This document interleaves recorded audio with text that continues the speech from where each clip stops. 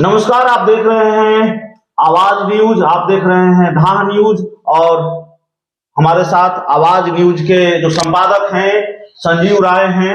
और संजीव राय से हम समझने की कोशिश करेंगे। देखिए, बिहार का हर राजनीतिक दल या बिहार का हर राजनीतिक खेमा 2024 की तैयारियों में जुटा हुआ है। ABCD XYZ का खेल भी बहुत हो रहा है। किसी को जेड श्रेणी की सुरक्षा, किसी को वाई श्रेणी की सुरक्षा, किसी को वाई प्लस सुरक्षा। अब इसको राजनीति से भी जोड़कर देखा जाता है। जाहिर तौर पर अगर चुनावी साल हो, 2024 में चुनाव हो और ये सब कुछ हो रहा हो, बिहार के कई राजनीतिक दलों पर हम अक्सर चर्चा करते हैं। इस बार हम मुकेश सहनी की बात करेंगे। मुकेश सहनी कहां जाएंगे, इस पर निगाहें टिकी हुई हैं। उनको वाई श्रेणी की सुरक्षा मिली तो कयास लगाए जाने लगे कि वो बीजेपी के साथ जाएंगे। और अभी वो गुणगान गाते हैं। अभी उनके जिस तरह के बयान हैं उससे लगता है कि उनका झुकाव महागठबंधन की तरफ से है। तो इसी सस्पेंस को समझने की कोशिश करेंगे। मुकेश सहनी भी अपने पत्ते नहीं खोल रहे हैं चिराग पासवान की तरफ, लेकिन मुकेश सहनी के बारे में यह चर्चा थी कि बीजेपी उनको अपने साथ ले आएगी, ला सकती है। मुकेश सहनी महागठबंधन की तरफ झुकाव के संकेत दे रहे हैं। संजीव, मुकेश सहनी कहां जाएंगे ये अभी पता नहीं चल पा रहा है। देखिए अभिषेक, मुकेश सहनी, सबसे पहले मुकेश सहनी को समझिए। आपको याद होगा गांधी मैदान में एक सभा किया था मुकेश सहनी ने, निषाद सम्मेलन, मल्लाह सम्मेलन, और कहा था मैं मल्लाह का बेटा हूं। ठीक है, और वो कई बार फूल लेकर कई जगह वो गए भी। नीतीश के दरवाजे भी गए, लालू जी के दरवाजे भी गए, तमाम दरवाजे पे गए, लेकिन उनका मकसद यही था कि बिहार की राजनीति में किस तरह से एंट्री करना है। एंट्री तो कर लिया।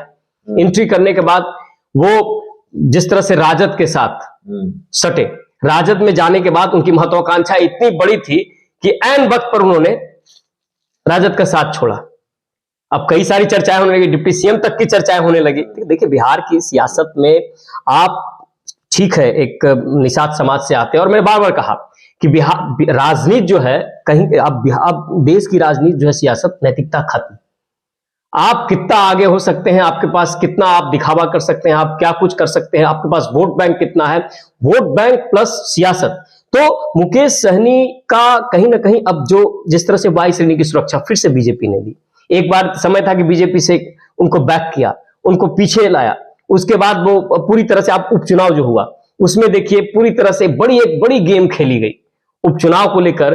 जिन सीटों की हम चर्चा करें, आप भी समझ रहे हैं कि उस सीट पर किस तरह से मुकेश सहनी पर दाव खेला गया, लेकिन वो दाव फेल होता नजर आया। लेकिन अब देखिए कहीं ना कहीं बीजेपी ये चाह रही है कि बूंद बूंद से मैं घड़ा भर लूं। तो बूंद बूंद से घड़ा भरने का मतलब यह है कि वो छोटी छोटी पार्टियों को, और देखिए आपको मुकेश सहनी के साथ साथ जहां चिराग पासवान को वाई श्रेणी सुरक्षा, उसके अलावा उपेंद्र कुशवाहा समाज पर पूरी नजर बनाए हुए था, इसलिए सम्राट चौधरी को बनाकर सबके मुंह बंद कर दिए। अब तो भैया बिहार की राजनीति में जिस तरह से जेडीयू में उठापटक हो रही थी, तो मुकेश सहनी को भी अब ये एक तरह से निषाद समाज पर पूरी नजर है बीजेपी की, और 2024 का ये पूरा समीकरण को साधने की एक कह सकते हैं जाल बिछाई जा रही है। अब सवाल ये उठता है कि विकास बनाम जो राजनीति हो रही है बिहार की, क्योंकि नीतीश कुमार कहते हैं भैया हम विकास करते हैं और विकास के नाम पर जनता के बीच जाएंगे। वो तो अब जनता बताएगी कि क्या विकास है, क्या कुछ जनता देखिए। लेकिन मुकेश सहनी, उपेंद्र कुशवाहा, चिराग पासवान और बीजेपी और तमाम ये जातीय समीकरण, तमाम चीजों को अगर आप देखें तो लोकसभा चुनाव आते आते बीजेपी एक ऐसी पार्टी है, ऐसे खिलाड़ियों का ऐसे खेल को मतलब खेलना जानती है कि कहां पर सिक्सर लगेगा, कहां पे ग्रीन गोल्ड होगा, कौन से खिलाड़ी को कहां सेट करना है और पूरी टीम को कैसे तैयार करना है।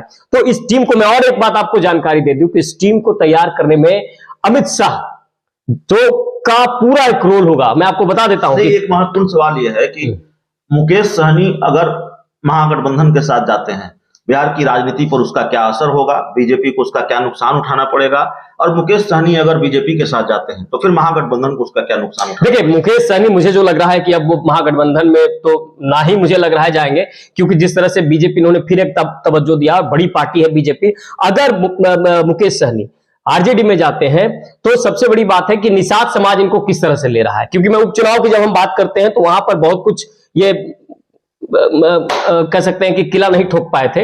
लेकिन अब बीजेपी ने अगर इन्हें तवज्जो दी है तो मुझे लगता है कि ये भी 2024 में कोशिश करेंगे कुछ सीटें हमें भी मिले। तो सीटों के समीकरण में सत्ता है, सियासत में हर लोग को स्वार्थ है कि किनको कितनी टिकटें मिलती है, तो मुकेश सहनी का क्या रोल होगा ये देखना होगा। और मुझे लगता है कि मुकेश सहनी बीजेपी में ही रहकर अपनी कोशिश करेंगे, अपना जनाधार को बढ़ाते हुए अपनी पार्टी को और आगे बढ़ाने की कोशिश करेंगे। फिलहाल सियासत है अभिषेक, अभी कुछ कहने चलिए चर्चा में इतना ही, बहुत बहुत धन्यवाद।